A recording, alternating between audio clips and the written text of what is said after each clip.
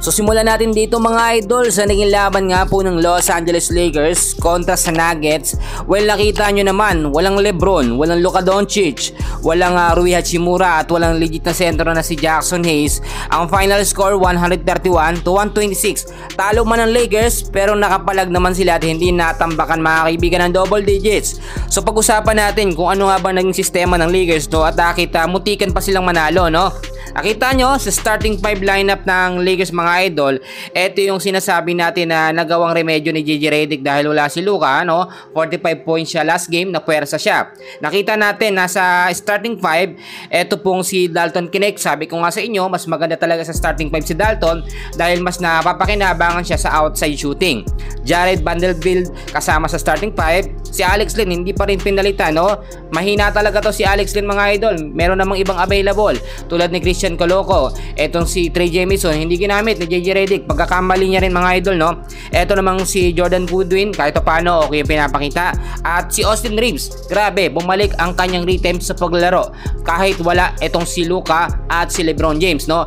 Nagsha-shine talaga itong si Austin Reeves kapag wala ang mga superstar ng Lakers, no? Dahil alam niya, siya na ang susunod talaga na superstar.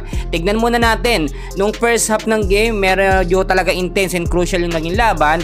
At kung titignan ho ninyo, end pa lamang ng first quarter, 32-40 lamang ang Lakers ng 8 points pero hindi yan nag-maintain sa mga sumunod na quarter, especially pagdating ng third at sa fourth quarter ng game. Ngayon tignan natin yung mga players mga kaibigan, no? Yung mga stats nila dahil talaga magdedepende tayo ngayon. Etong si Alex Len, nasa listahan unang-una natin yan na bigyan ng 12 minutes lamang dahil nga hindi maganda yung pinapakita. Merong 5 rebounds, 1 assist at 2 points lamang. Pero ninyo sa loob ng 12 minutes of playing time, mahaba na yan, 2 points lang ang kanyang naitala, no? At napansin natin, Austin Reeves, grabe, 39 minutes of playing time, 8 rebounds, 13 assists at 37 points. Napansin natin dito kapag ka na kay Austin Reeves ang bola, hindi niya na pinapasa. Talagang kahit kalabaw siya, pinapasok niya talaga. Kung hindi siya available sa shooting sa labas, idadrive niya sa loob yan mga idol. Kung papasahan man niya, ang pinapasahan niya lang madalas, eto pong si Dalton Knecht, no? Which is nakapagtala ng 37 minutes of playing time, 2 rebounds, 1 assist at 32 points.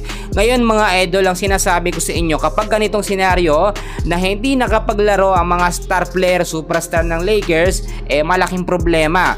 Yung mga bench player talaga ang ginagamit ng Lakers, no? Ang sinasabi ko naman sa inyo, magagaling yung mga bench player, pero isa lamang sa kanila magkamali si coach na ipasok, tulad na lamang ng sentro na si Alex Len, talagang mahihirapang manalo ang Lakers. So nung mga nakarang update natin, alam nyo, no, perfect talaga na fit dito sa Lakers etong si Dwight Howard.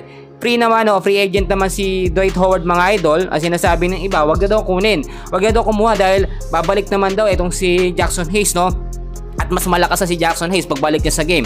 Pero sa ganitong sitwasyon, hindi natin maiiwasan na dapat meron ding malakas pa na extra na big man. Ito nga pong Lakers. Ang tinutukoy ko talaga na extra big man na dapat makuha ng Lakers as soon as possible, no, ay ito nga pong si Dwight Howard.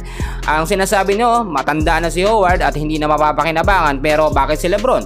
Nasa 40 na pero grabe naman maglaro, no? Kung may injury siya, napakalimit lamang. Given naman na hindi nakapaglaro si LeBron dahil napuwersa siya nung huling naging laban sa Boston Celtics, no? At wag naman sana talaga umabot ng 2 linggo yung kanyang pagpapahinga. Moses Brown, sinasabi din ng iba, perfect fit din yan sa Lakers. Pero syempre, alam naman natin, hindi natin pwedeng i-bypass yung mga available na big man ngayon sa Lakers. Si Christian Coloco, eto hong si Trey Jemison, kahit paano pag natrin yan at nahasa, na-expose, lagi sa starting 5, mas magagamit yan. Ang pagkakamali ni JJ Redick talaga, ginamit niya pa rin si Alex Len.